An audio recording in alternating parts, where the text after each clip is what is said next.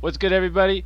Old Papa G is back, and big changes have happened to Shadowlands. I know I haven't made a video for about 2 weeks, but that's because honestly there was no new information to give you guys, so I didn't want to reiterate the same things and make another video. It kind of seemed pointless.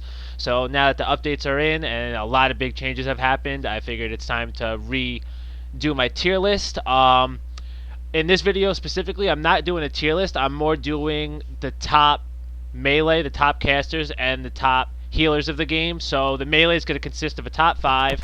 The casters, I'm going to do the top 4 because really those 4 outshine the rest of them. I'm basically doing what's absolutely the best and stand out from the pack, and the healers is going to be a top 3. This is mainly going to be focusing on arena-based things, so mostly arena comps and what works in arena. That's not to say that these classes aren't good in other forms of the game, like World PvP or BGs, because obviously, if you're in the top 5 for arena, odds are you will do well in BGs and things of those natures. But that doesn't mean that they'll do good in solo PvP because some of these, not all, don't have a lot of self-sustain, so they're not as good in a one-on-one scenario. But they're really good in a group, in teams with arena, RBGs, anything like that. But like I said, this is mainly focusing on arena. As of recently, they've made pretty big changes and mostly nerfs. No one really got buffed besides like a few outliers. It was mostly nerfs, leveling things out, a little bit of an overtuning and things like that. But yeah, so that's what this video is going to cover. I'm basically going to go back to my old routine and do about 1 video a day again to cover all aspects. I'm going to start with this one because this is probably the most important one. It's covering the arena and the top classes and specs for arena, but I will be doing a tier list again for melee, casters, RBGs, 2s, 3s, all that. I'm covering it all. But like I said, this is the most important. Before I get into it, I just want to say I appreciate everyone that's been supporting my channel. Even though I haven't made a video in 2 weeks, I see my subs have went up by a decent amount just from catching up on my old videos, I'm assuming. So I appreciate that. And if you do like my content, I would appreciate any further subs to my channel. So that being said, I'm going to start off with doing the melee first, and then we're going to do casters and healers. So let's get into it. Okay, so as I mentioned, we're going to start off with melee, and I'm going to do it in a 5-to-1 count. So, first up on the list, and it may be to shock to some people, is, believe it or not, enhancement shamans, and I am so happy about it. So like I said, this may come as a shock to some, but this time it's really here for enhancement shamans. They're in the top 5. I'm always rooting for enhancement shamans. Enhancement shamans, if you watch my other previous videos, you would know I root for enhancement shamans and balanced druids. I don't know why. And it's one of those rare moments where both of them are actually good. It's actually pretty incredible. So here it is. If you wanted to be enhancement shaman, you should definitely be capitalizing on it now because you don't know how long it's going to last with Blizzard. So here we go. So for reasons being very similar to Ret Pally, if you've been playing the game, you know Ret Pally's good. You know Ret Pally's going to be in this list somewhere. They're very good, but they have the same type of reason. So it has huge burst off of short cooldown. They have great off healing, and obviously the difference between Enhancement Shaman and Red Paladin is that Enhancement Shaman has excellent mobility with Ghost Wolf that could kite people around, or they could keep up with their target. So either way. Another main difference between the two, I'm talking about Red Pally, obviously, because both of them are going to be in this list. And they're really the hybrids, while the other ones are mainly focusing on their task, which is DPS or CC. They have a little bit of a hybrid because they're also including healing and other utility. So, like I said, the difference between the two is Enhancement Shaman is on a limited resource with mana, whereas Red Pally could always heal with Holy Power regardless of their mana situation.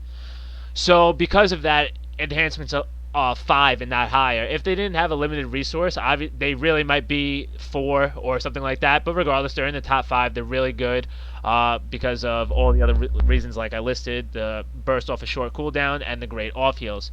Other utility obviously include their totems with Healing Stream, Tremor, and Grounding. They have Doom Winds, Ascendance, and Bloodlust. And that's one hell of a burst combination. And Bloodlust is also giving utility to the team. And yes, just in case you didn't know, Bloodlust is in Arena now. It's different. It's not regular Bloodlust. It's the PvP talent version. It's called Shamanism. So what this does is, it's on a 60-second cooldown, which is incredible. That's a really short CD. That means you could really just redo your burst in 60 seconds. But what it does now instead is, since it's only a 60-second cooldown, it increases your haste by 20% instead. So I just want to say welcome to the top 5 enhancement. It's your time. I know you guys have been waiting for a very long time, and it's kind of ridiculous that you even had to wait this long. But it's here, so nevertheless, you should be happy about it. So next up, because I was just talking about them, makes sense why they're next on the list. Ret Paladin. So originally, Ret Pally was known from the jump that they were going to be good because their burst was just so strong. Everyone knew. But we're going to get into the reasons why. So it's kind of similar to Enhancement, as I said, just how the hybrid style. So what it is Ret Pally is considered to be a hybrid spec. They have really good CC. Obviously, they have an Incapacitation. They have Hodge, Hammer of Justice, one of the best. Insane burst off of a short cooldown, just like Enhancement. Excellent off healing. It's probably the best, and they don't, like I said, they don't have to worry about a limited resource. There's no mana. They could always get back Holy Power, and it's Word of Glory. It's the best. Ret Pally's sole weakness right now is the lack of mobility, making them easy to kite at times. Obviously, they need the support to slow down the target. They do have one move that slows down the target by 70%, but other than that, they don't have the mobility to keep up with a lot of things. But if they get close and their teammates are slowing down the target, they are a force. Their support from off healing is unmatched. Like I said, Word of Glory basically acts as an unlimited lay on hands with the talent Healing Hands, making Word of Glory heals increase by 100% based on the target's health. So the lower the health, the more the heal does. And then they also have great utility with Bot, Blessing of Protection, and Sacrifice, which reduces the damage by 30%, and they take it instead. So yeah, they really are a jack of all trades, kind of, other than the mobility thing. And then on top of all that, they have Blessing of Freedom. It's another solid utility, granting immunity to movement in pairs. You could obviously put this on another target as well. It doesn't need to be used on yourself. And if you pick the PvP talent, which you should be picking this one, it increases your movement speed by 30%, which they absolutely need this. That helps with their mobility issue. So all put together, they are definitely in the top 5. Now, next, Sub Rogue. So, yes, I know they've been throwing the Nerf hammer multiple times now at this point. But let's be real, they needed it, and even with that, in arena terms, they still offer a lot, and they are still in the top 3. Now, for these next 3, from Sub Rogue on, they're more focused on their damage, what their actual class does, damage and CC, whereas the other 2 are hybrids. So, on top of that, Rogue Mage is still easily the best duo out of anything. They really are so good right now, and RMP is great for 3s. That's definitely one of the best, if not the best. The Rogue, Sub-Rogue specifically, brings enough utility and fills the gap for classes it works well with. So, mainly heavy stuns to help Hunters in Thug Cleave and Mages in RMP.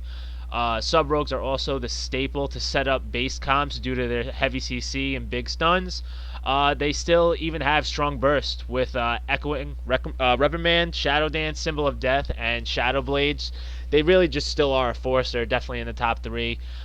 With all they offer, there's no way they're not in the top 5. I mean, you can move them around here, but they are what they are.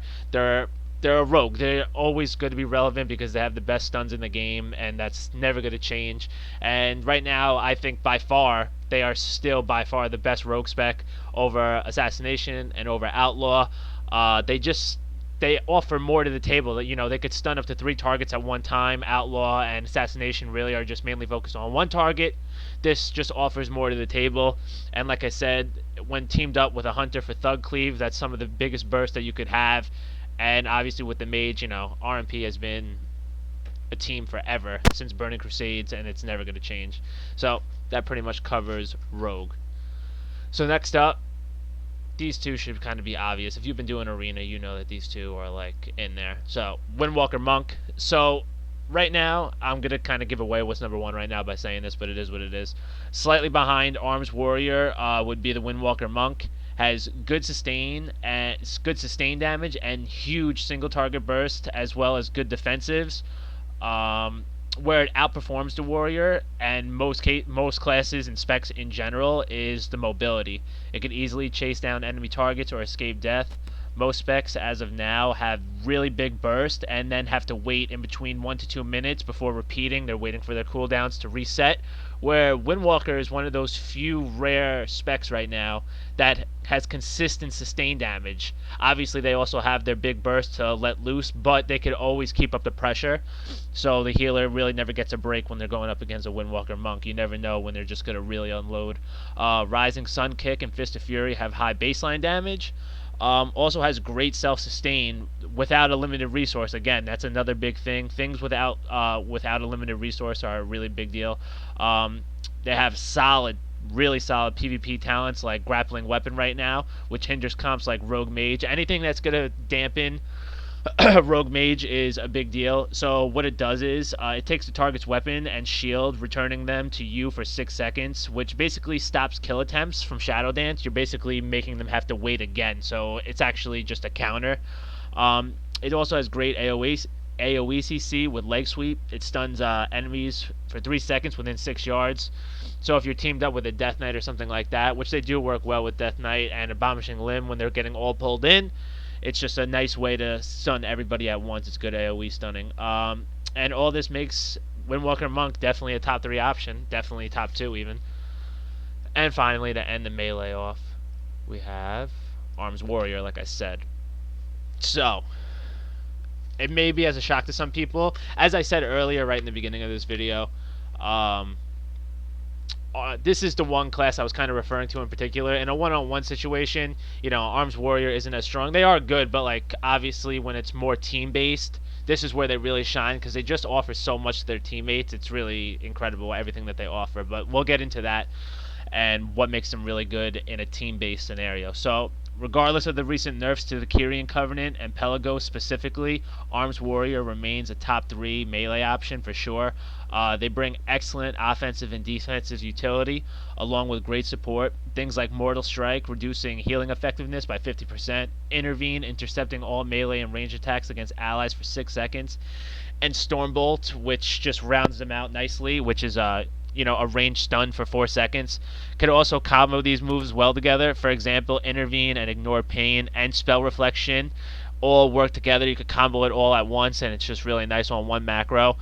And then you got Blade Storm and Mortal Strike, so that combos together if you pick the PvP talent.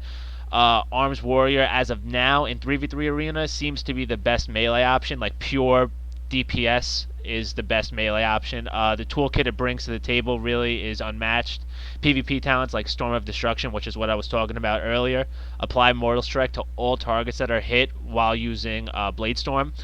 Also has insane defensives for Arena paired with a healer. You have Die by the Sword, Ignore Pain, Defensive Stance, Spell Reflection. It's just no melee has all that. And with all Arms has to offer, it's without question a top 3 melee right now. So this covers our melee as of now, and now we're going to jump into the casters. So, number 4. Another Shaman. You have Elemental Shaman. So, this will be the first one on our list. Obviously it's last, it's number 4, but first, as I'm going through it, yet another hybrid. It seems to be like a trend right now. Hybrids are really relevant in this meta. They use instant cast, burst, which is so important, avoiding kicks. They have solid utility and off heals with their totems and Earth Shield. Obviously, it's similar to enhancement. All the move baseline are the same. I'm talking about like what's shared, like the totems and things like that, like Healing String Totem, things like that. Their large burst comes off of Stormkeeper, and combining that with Echoing Shock, this makes their lightning bolts hit for huge crits, and without ever having the hard cast, so they don't have to worry about kicks. Like I said, obviously they also get their proc Lava Burst. They don't have to cast it at all. It just makes it very easy and convenient. Some of the utility they bring to the table include grounding totem, lightning lasso, pulverize, tremor totem. They really just offer a lot for a caster. Obviously right now, if you don't have multiple schools of magic, the one thing you want instead of that would be instant cast, so you don't need to worry about getting kicked at all, or wind shear, anything like that. And that's what they bring to the table. And obviously they also have a polymorph with hex, so just all put together, they are definitely in the top 4 for casters. So next up, we got Balanced Druid. So this one is another fan favorite for me, along with Enhancement. I'm glad to see Balance in the top 3 for casters. Here we have another hybrid, like I've been saying, and they have the best range DPS as of now. It's not even close. They are a force to be reckoned with. You really got to pay attention for when they're about to unload on somebody. Their cooldown burst damage always needs to be looked out for because they can erase multiple targets in one shot. They really have the best DPS for a caster right now. Along with strong off heals on a limited resource because they use mana, makes them one of the best. They also have pretty solid CC. I wouldn't say it's the best, but it's definitely solid. They either have Mighty Bash or Mass Entanglement. Mass Entanglement is more preferred in 3v3 format, where Mighty Bash is more preferred for 2v2s. Obviously, they also have Cyclone, which is one of the best ones. If you also put the PvP talent High Winds, when they get out of the Cyclone, they're reduced damage by 25%, but you more want that for Resto, but it is really good. And then they also have an incapacitation from their Bear form, so it's pretty solid. With Bear form added durability to really round them out, they definitely are in this top 4. They have to be. They also have 2 types of high damage, which is a little bit different. Most people just have one type. They have single target burst, and then they have their dot spread pressure. It's really easy to apply with Twin Moons, which is the preferred talent to pick. What that does is make sure Moonfire hit 2 targets if they're within the vicinity, and it could rotate to like someone else. It doesn't need to be the same 2 targets repeatedly, so it's really easy to just spread it out. And next, Fire Mage. So, Fire Mage. They're back! Originally thought to be dead from their nerfs and the loss of borrowed power, Fire Mage is back on top for the mages. Fire Mage is the only pure DPS caster in this list right now, which shows how strong they are if they only are pure DPS. So they have good consistent damage, excellent burst off a cooldown, and they have 3 spell schools, so they could avoid CC with it. Not really avoid the CC, but if they get kicked, they still have a lot of options. So, for example, their damage spell schools and their CC spell schools are completely different. So let's just give an example now. If you're kicked on fire, they can still polymorph. If you're kicked on polymorph, they could deal damage. If you're kicked on a fire or an arcane spell, they could still cast Ring of Frost. So they're always clicking something. You can't stop them from doing something. If you stop one thing, they could just switch to another. You stop the CC, they do damage. You stop the damage, they do CC. So they're always doing something. They're really good right now. This makes them really dangerous because they always have an answer to what you're doing to them. Also, insane instant burst with Pyroblast. It's one of the strongest. Obviously, you combo that with Combustion and Rune of Power. So, Fire Mage, welcome back to the top. And last for casters, we have Shadow Priest. Yes, they've recently been nerfed. It doesn't matter. They're number 1 for casters because they're hybrid and they're the best at what they do. So as of right now, Shadow Priest seems to be leading the pack for casters. They're the best available caster due to their hybrid capabilities. They have excellent sustain damage, strong burst, insane off heals, and an impenetrable ability with dispersion, and also greater fade from your PvP talent. So they have 2 of them. It's just really as well-rounded as you can get. Not to mention its CC capability. They have the big 3. They have a Fear. They have a Silence. They have a Stun. They really just have everything. Unfurling Darkness and Damnation helps Shadow Priest quickly spread dots, causing a lot of pressure and havoc for healers. So the constant pressure, eventually the healer's not going to be able to keep up with that, especially if you're one of the healers that run out of mana, because that seems to be a trend right now. It's either you have really good mana regen or you don't. And that's actually a big problem right now because only very few can heal without mana, or they just never lose mana. So we'll get into that in the next segment. So Void Eruption along with Power Infusion gives them a nice setup base burst. It really could just explode on a target. So like I said, all this put together really makes them the top dog for casters. And that covers the caster section. So now we're down to the last thing, which is healers. So before I start this one, I just want to say there's no really particular order. Yes, I labeled it 3, 2, 1, but they kind of all have their strong suit, and I wouldn't really necessarily say that any of these are better than the other one. They're all really good. It's pretty much 1A, 1B, 1C. It just really depends on what you're working with. But I'm going to start with Resto Shaman. So you have 3 different shamans, and they're all in the S tier for their respective class, their respected field, which is just really funny. You don't really see that often. So this is one of the healers that I was talking about that just never run out of mana. It's really a nuisance. It's really annoying, and this is one of them. I actually personally hate playing against Wrestle Shaman. So in my opinion, Wrestle Shaman is the most annoying healer to face off against, mainly because they will always win the mana game. And the longer the match goes on, the more and more likely they are to win. It doesn't matter who they're paired with. If the match is going long, and you're going up against a healer, they're gonna win. So they offer a lot of passive healing with Healing Stream Totem and Earth Shield, along with instant cast heals like Riptide. That's pretty much the best single instant heal in the game. They also offer great utility from their totems, similar to Elemental and Enhancement. It's the same exact ones. They have great kiting capability with Ghost Wolf, which basically makes their toolkit as strong as it could be for a healer. If you're not running out of mana, and you have good mobility and strong instant heals that you don't need to worry about hard cast, that's really all you need as a healer in this meta. So go figure, another shaman in the S tier. So now we'll do number 2.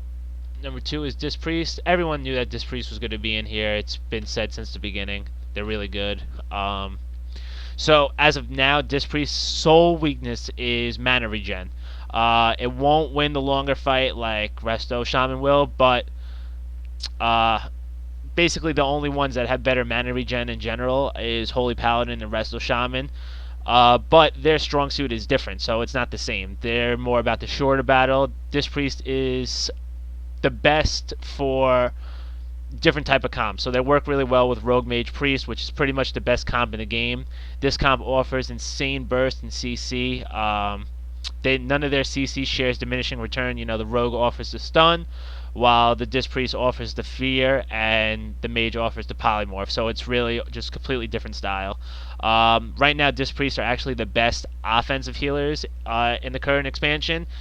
And that's because what they give. They give Power Infusion and Thought Steal, and they have Dark Archangel, and they're just all really strong offensive utilities that help out your team, and not to mention Mind Games.